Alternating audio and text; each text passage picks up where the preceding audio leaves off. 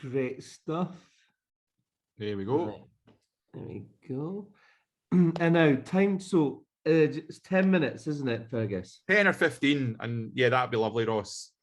Well, I'll keep it to 10 in respect of everyone's time. So when I get to 9 minutes, can you Yeah, I'll give you a give me a nudge. shout if I haven't managed to wrap up by then? So, hi everyone. Thanks to Fergus for inviting us. I have to say off the top, and Fergus hasn't paid me for this, but we've worked with BTS at SSDA and recently on our Year of Stories initiative and product development. Really impressive. And of course, Yvonne, the most knowledgeable travel trade expert in Scotland, I would say. So it's great to kind of have Yvonne on the call as well. So what are we? I'll just talk a little bit about who we are, a couple of slides, and then we'll talk about a £2.1 billion opportunity that I think is relevant for all the businesses on this call. And I think in some way maybe answers Nicola's question about how to price as well. So we were founded a couple of years ago. We're the DMMO that covers the borders in Dumfries and Galloway. The two gentlemen you see there are Sir Walter Scott and Calvin Harris. So one from the borders, one from D&G. We try and cover both. And as there's a message in that, it's not just always looking backwards. We want to make ourselves a wee bit more engaging and exciting as a destination. So Calvin is a great example of that, of course, being a Dumfries man. What we're trying to do is turn Scotland on its head.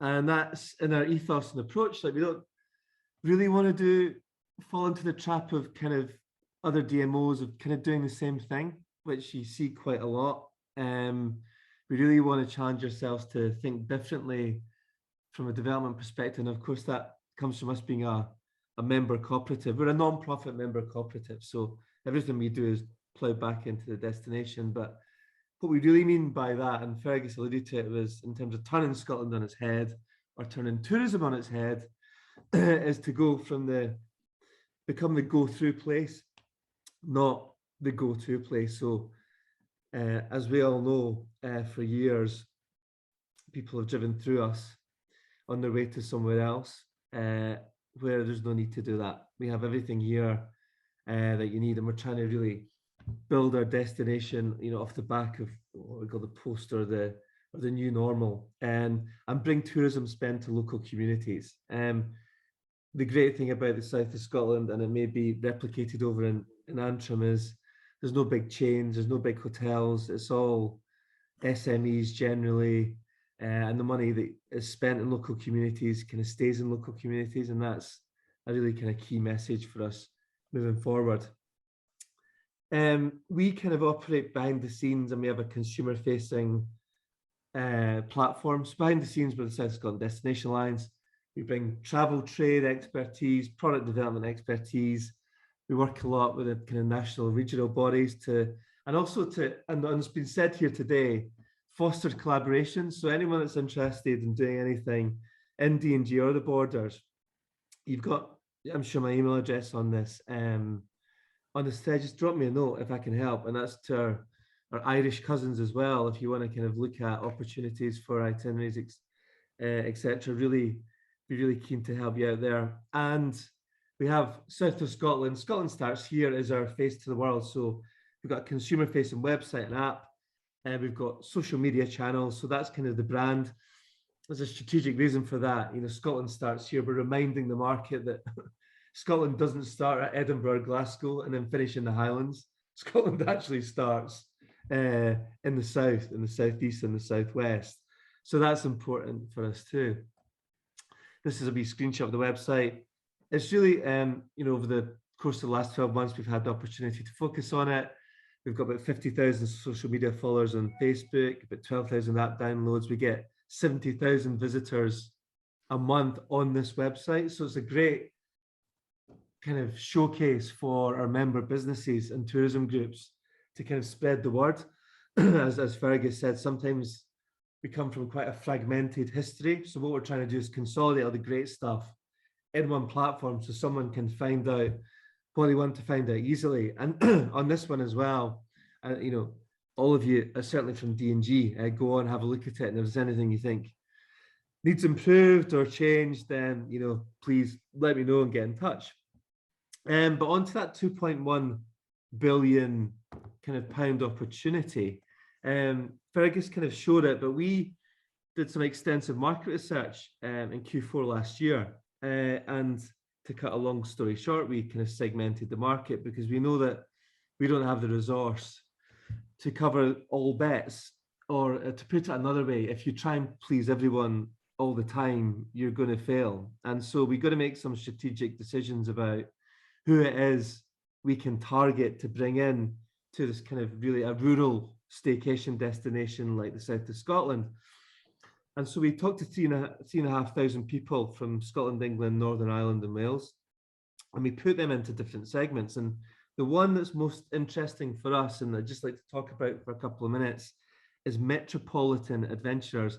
I might be falling into the Fergus trap of that kind of marketing woo-woo BS segment name, but there's a reason that we're calling them metropolitan adventurers. Next slide. So this is a kind of pen portrait or a portrait of who they are. Our metropolitan adventurers, are a family group.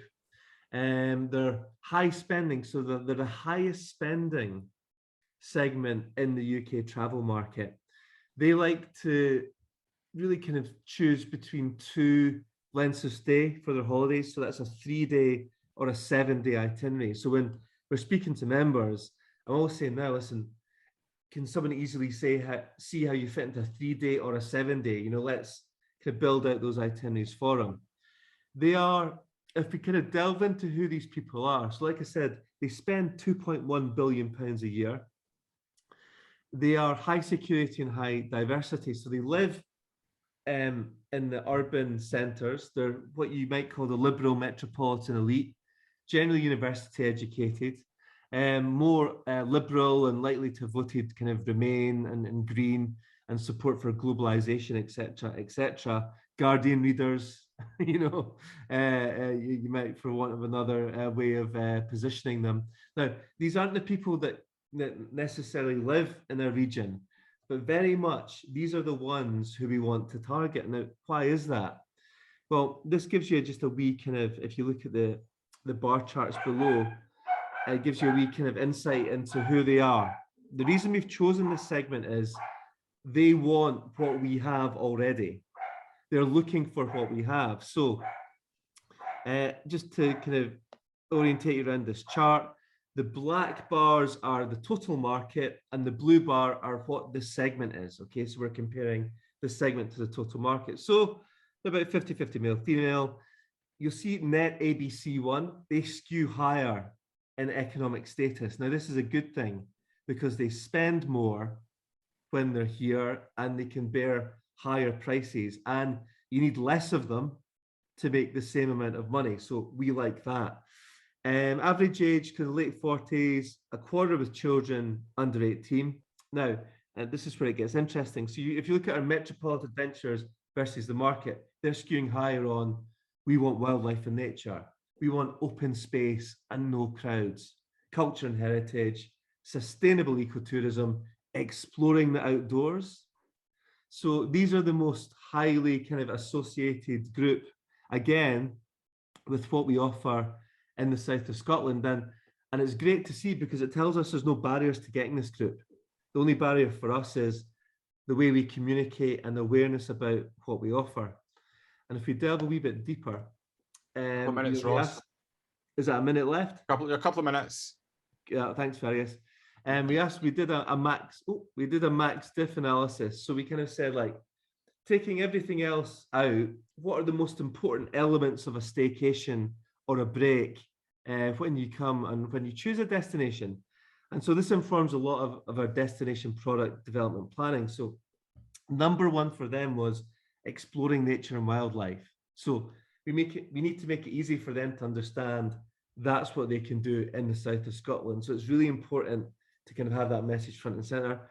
Second was going to the beach and coast. So coastal tourism, or associating us with water and seascapes, is strategically really important now. It's kind of, think of it as that we want to draw a lot of these people who now go to Cornwall up into the south of Scotland, and the seascape, if you're a busy urban professional, is something that you think of. Then you've got your culture, then you've got your food and drink, and food and drink is a massively strategically important side of what they do as well. So at SSDA, we're developing products based on this criteria and based on this priority. We have a kind of a different, more cheekier kind of brand positioning and tone of voice. So we've got one for the dark skies, which is great. A trip to the stars starts here. For the cycling, I hope my brakes work start here. For the culture, a darn good yarn, which is a great tapestry, start here. All about Scotland starts here. And so, yeah, just to sign off, thanks for giving me the opportunity to speak to you. You should have my contact details. I'm really looking forward to seeing how we can help you grow your business effectively. Thanks very much, Ross. We'll do that. We'll share the information. I'd also just encourage everybody to just spend a wee bit of time looking at what the SSD are all about. I know they're a membership organisation, but I think the bigger objective in terms of what they're trying to achieve in terms of pulling together the offer for the south of Scotland, being part of that sort of helps drives what the consumer sees, and then they go, oh, wow, I want to come there. I know I've personally just joined it recently, and it's great to be involved with them. You can tap into their social media networks as well. Was there any questions here for, I think I saw a hand pop up there. Might not have done. So thanks for that insight, Ross. And I know you had your, in Tourism Week, you had your sort of inaugural SSDA conference, which had to be cancelled because of COVID. And I understand I couldn't attend personally, I had other commitments, but I heard it was a fantastic event. And again, that's just about people meeting and talking and collaborating and getting to find out what the SSDA is all about. So yeah, I appreciate your input and thanks for your time this evening. I'm just going